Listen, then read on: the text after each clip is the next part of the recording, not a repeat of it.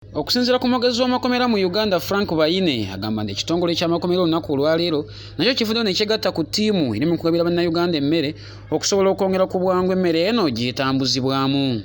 Ekitongole eky'amakomera kyegasse ku binaakyo ebikuumaddembe, amagye, poliisi, LDU ne Red Cross ng'ogasseko n'obukiiko obw'ebyalo mu kugaba emmere mu bitundu by'e Kampala n'emiriraano. Tuli mu bibinja bitaano okusinziira division z'e Kampala bwe ziri, naye tukolera wamu ne bannaffe, so abakuba amasimu muleme kubira abakulira amakomera nti basookere wammwe, kubanga entambula y'okugaba emmere eri emu era ne komandi eri emu. Kyensaba kwe kukwatira wamu, tuyambagane tulabe nti abalina obwetaavu bafuna emmere mu budde, kubanga ffenna tulina okuba nti tuli balamu. Bayine era asabye bannayuganda okukozesa akaseera kano ak'omuggalo okuyiiya ebintu ebibagasa naddala mu kaseera kano kennyini. Tusaba tukwatire wamu mu kifo ky'okutuvumirira ku bye tugezaako okukola kuyamba abantu baffe. Teri mulimu ogutabeeramu buzibu nga gukolebwa, naye mu kifo ky'okutunuulira ensobi ze tukola, tusaba mutwegatteko, mutuwe ku magezi nabwe nagamu gemwina, naye ate temujja kutuyiikiriza. Mujje tukwatire wamu abantu baffe bafune emmere nga bwe kyetaagisa. Nyongera obubaanukula ku mulanga gwa pulezidenti nti gwe bw'oba omanyi olina akagaali, olina piki, olina tukutuku, essaawa ze baakuwadde ziri 11 ez'akawungezi. Bw'oba nti ogenda kuyisaawo, manya nti ojja kutunkana n'abakuumaddembe. Tukwegayiridde, kozesa ebiseera byo nga bwe babikuweereza okutuusa ekirwadde kino bwe kinaabanga kituviiridde ne tuddayo mu mbeera zaffe. Kano kalowoozo nti mu biseera bino eby'enkuba nandibadde nsaba gwe ebijanjaalo bino bye batuwa byonna tosobola bifumba. Gwe byolowooza nti bivundu bikuŋŋaanye bulungi, funa akadeeya teekako ettaka bibike, ojja kulaba mu wiikisi 2 ng'ofunye ekyokulya mu makoola g'ebijanjaalo ebyo.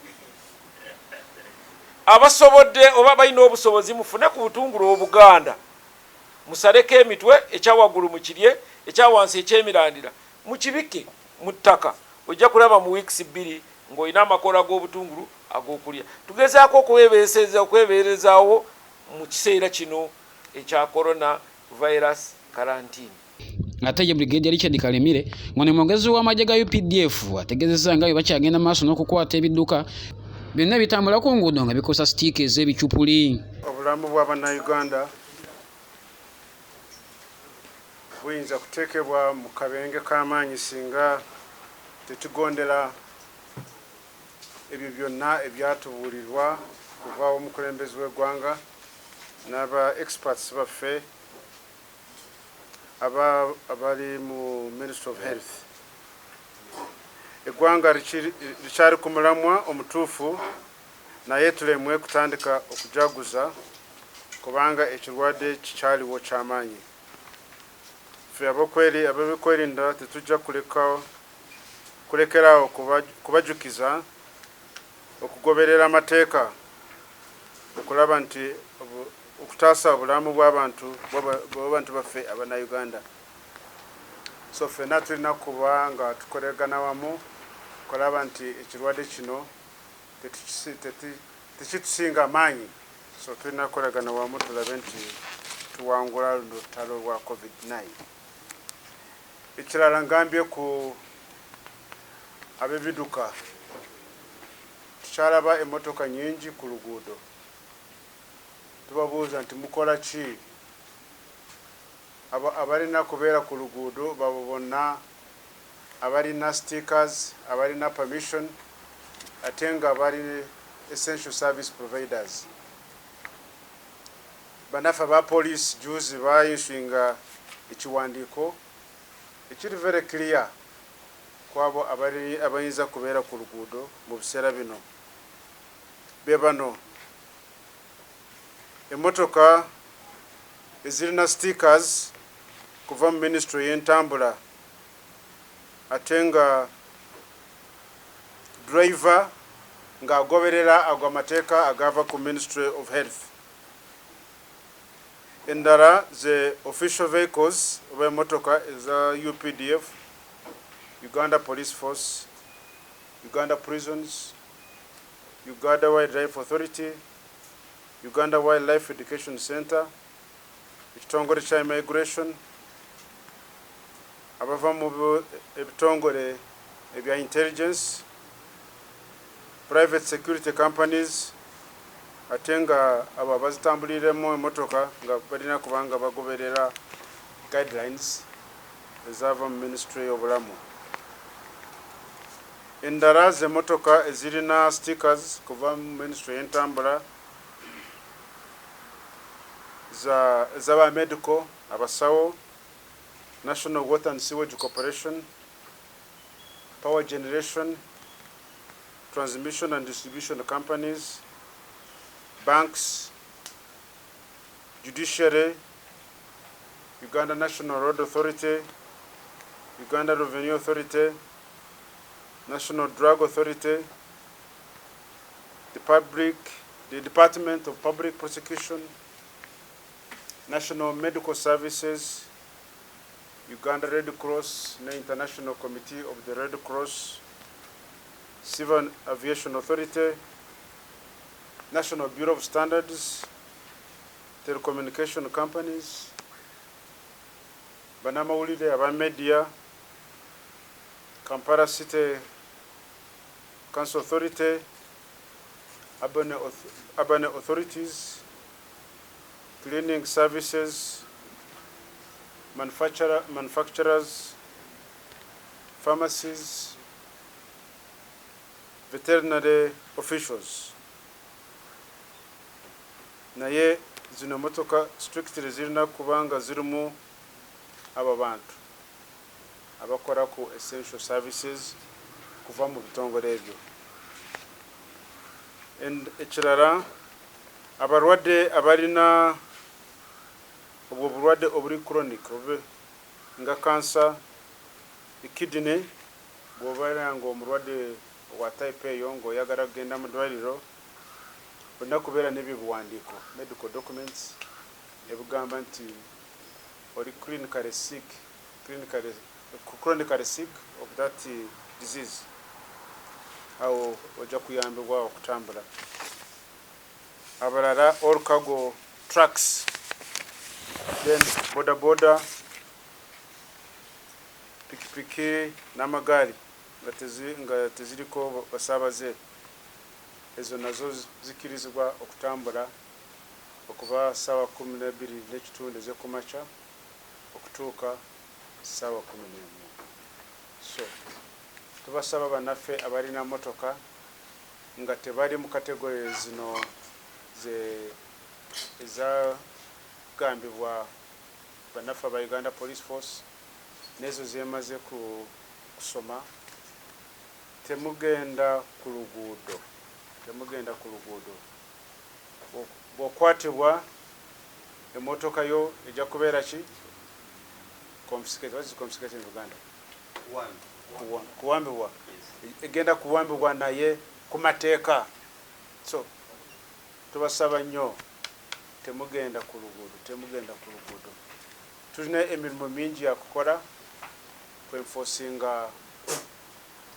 directives ne guidelines zino. Tetwagala kubeerawo nga tukayana n'ababyuduka abandi badde nga tebali ku luguudo. Mwebale nnyo. Balamusizza mwenna, mwebale kutweyungako kaseera kano. Njagala okwongera bategeeza nti ensalo zaffe nzigale kujjako abo bokka abasaanidde okuyingizibwa oba okufulumizibwa.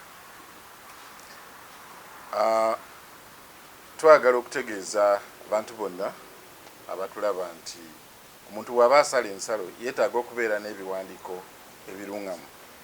Ebiwandiiko ebitabeera biruŋŋamu tetukukkiriza kuyingira oba okufuluma. Tutandise okufuna baddereeva abajja nga balina ekibaluwa ekiraga nti baloopye ku poliisi nti ebiwandiiko byabwe babuzeeko. Tetujja kukkiriza muntu yenna kuyingira ggwanga ng'alina ekibaluwa ekiraga nti ebiwandiiko byamubuzeeko, asigaleyo gye bibulidde paka lw'anafuna ebiwandiiko ebiruŋŋamu alyoka ajje.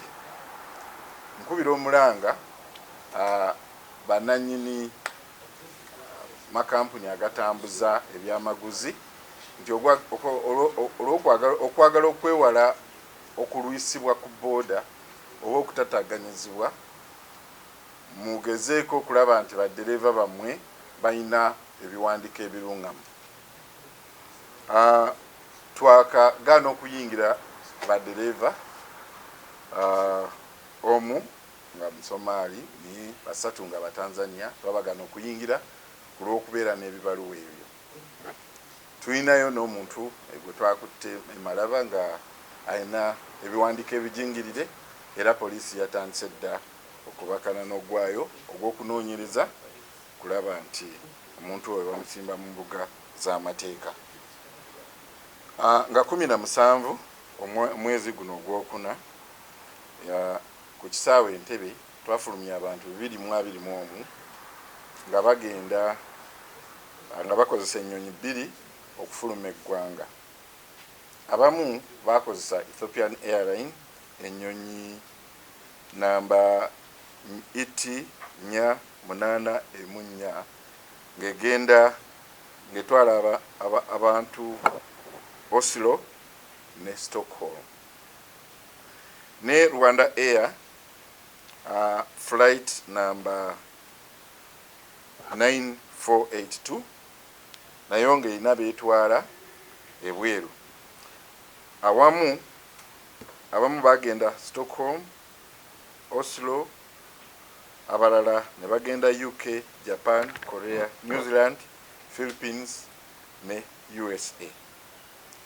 Twongera okulawuna ensalo zaffe nga tukozesa ebitongole ebikuumaddembe, tukolera wamu, tuziyita joint patrols, naye mukimanyi bulungi nti omukuumi asingayo ye Munansi. Tubakubira omulanga mwongere okutuloopera abantu bonna bagezaako okuyingira mu ggwanga lyaffe nga tebayise mateeka. Njagala okwongera okubakubiriza okukwata akabanga, tosemberera munno, twongere okunaaba mu ngalo era twongere okwewala okukwata mu bitundu eby'omukyenge. Mwebale nnyo, mwebalire ddala.